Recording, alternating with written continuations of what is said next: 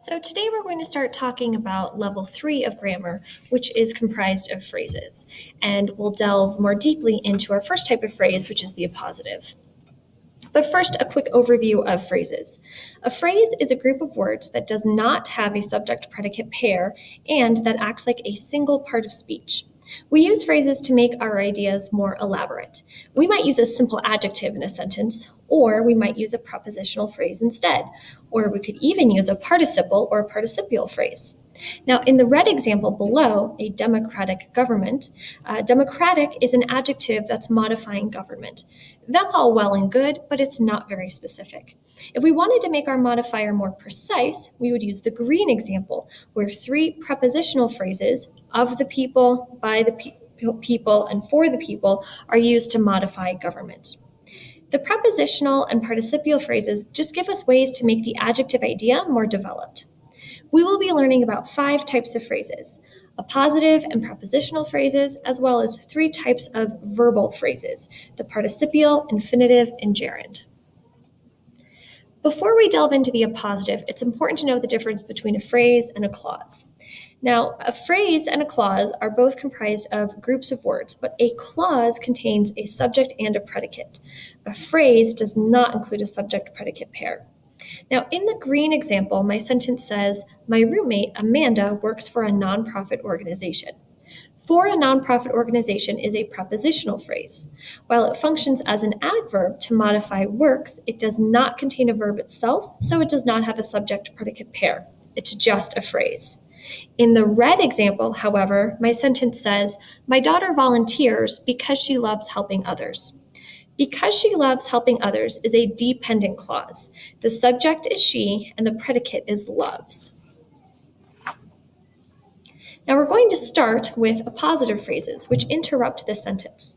An appositive may consist of only one word, or it may consist of an entire phrase. It functions as a noun to rename a noun. Both of the sentences in the example box have appositive phrases in bold. In the green sentence, I write, my younger brother Alex likes to mountain bike. Alex is the appositive in this case. It's just one word here, not an entire phrase, and it's renaming my younger brother. My purple sentence says this, my younger brother, an enthusiastic mountain biker, is named Alex. In that version, an enthusiastic mountain biker is the appositive phrase. It's still renaming my younger brother, but in this case, it's an entire appositive phrase, not just a single appositive. An impositive phrase includes all modifiers. So in the purple example, we would include an and enthusiastic to modify the compound noun mountain biker. So the whole phrase is an enthusiastic mountain biker. I couldn't find a picture of him mountain biking, but here he is around age 1. Isn't he cute?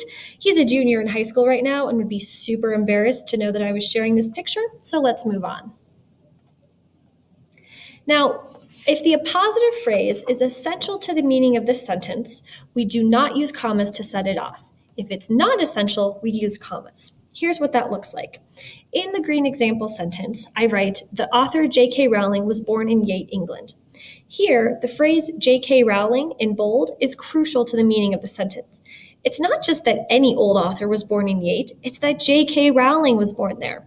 Since that information is essential or crucial to the meaning of the sentence, we do not set it off with commas. However, in the purple example, I write, J.K. Rowling, the author of Harry Potter, was born in Yate, England. Here, the appositive phrase, the author of Harry Potter, is really just extra information. Again, the key idea in the sentence is that J.K. Rowling was born in Yate. The fact that she wrote Harry Potter is, in this rare case, incidental. Now, one reason that I love phrases is because they enliven our language.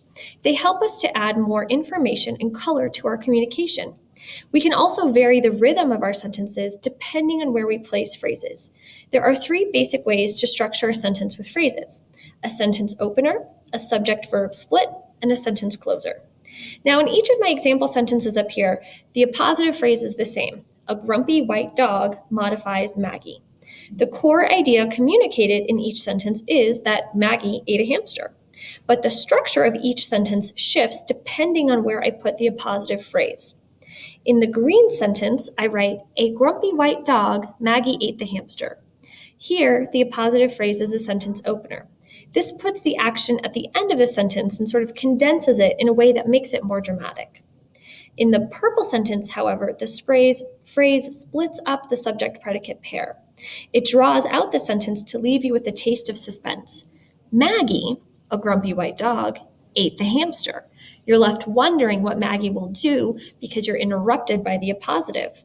Now, in the blue sentence, the phrase is a sentence closer.